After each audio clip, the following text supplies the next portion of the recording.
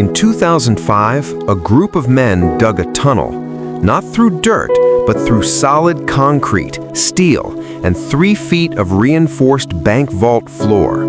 They spent 3 months underground, right beneath a federal police station, and nobody heard a thing. When they surfaced, they took $33 million. And here's what makes this impossible.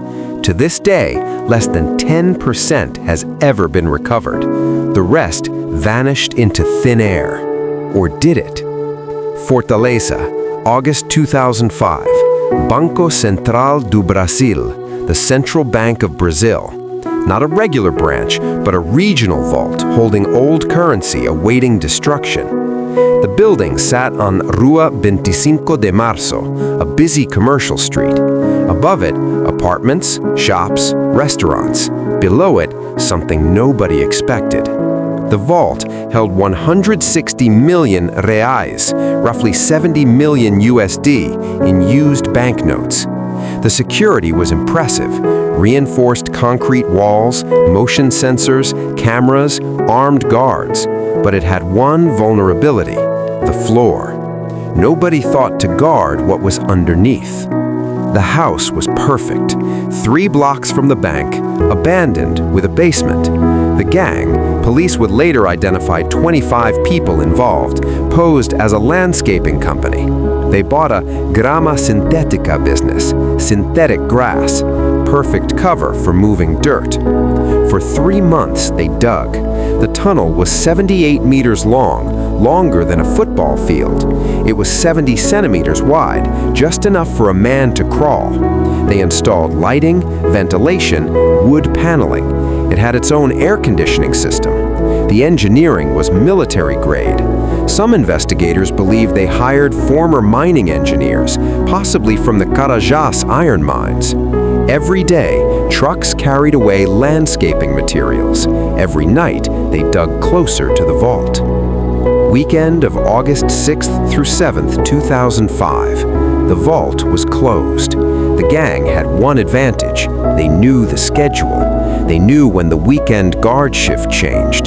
They knew the sensors were calibrated for movement above, not below. At 6 p.m. Friday, they broke through the floor. The concrete was 3.5 feet thick, reinforced steel, the works. It took them 5 hours with industrial saws and thermal lances. No alarms triggered. At 11 p.m., the first man emerged inside the vault. What he saw was staggering. Wall-to-wall money, not locked in individual safes, but stacked in pallets. They had the entire weekend. They worked methodically, passing 50-kilo bags of cash through the tunnel. By Sunday night, they'd taken 164 million reais, about 33 million USD. They left behind 190 million reais because they couldn't carry more. Then they vanished. Monday, August 8.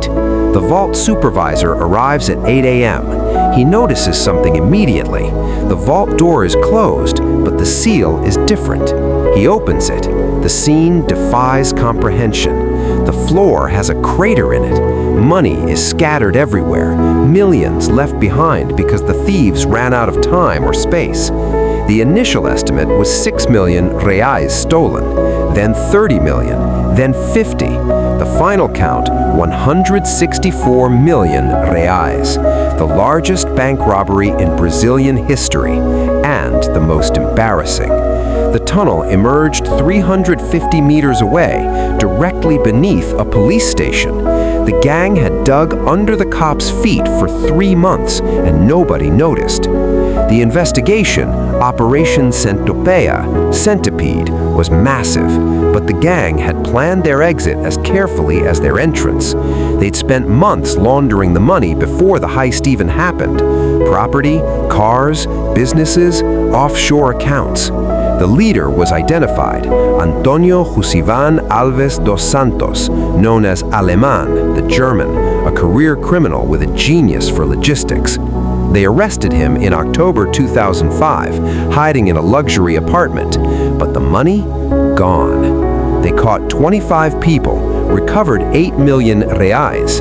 The other 25 million vanished. And here's where it gets strange. Alemão wasn't the mastermind. He was the operations guy. The real brain, the money, the engineering, the connections was someone else, someone they never found. The Banco Central heist changed Brazil.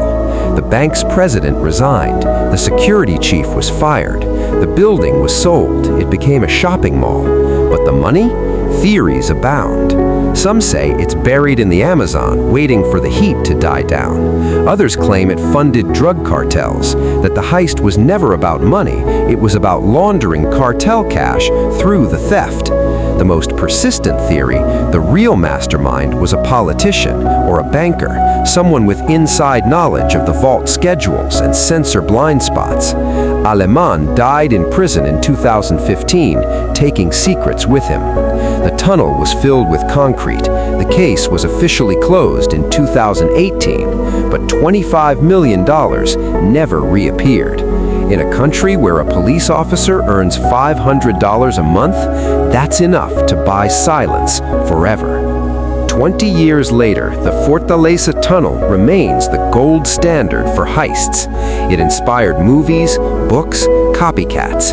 In 2017, a group tried the same method in Paraguay, dug a tunnel into a vault, took $8 million. They were caught in 3 months. They didn't have the patience. They didn't have the engineering.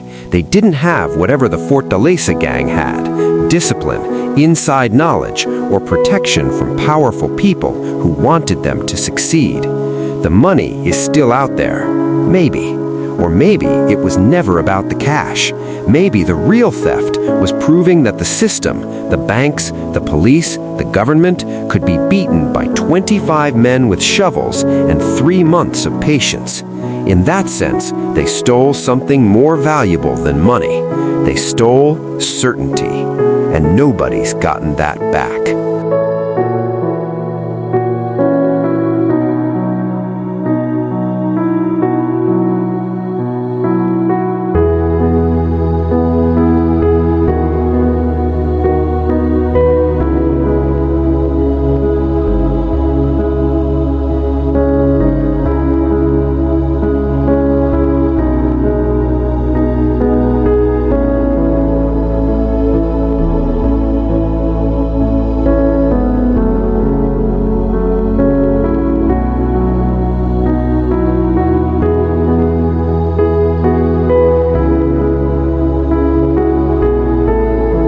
Thanks for watching. If you enjoyed this, hit subscribe and ring the bell to join our community. Don't forget to like the video too.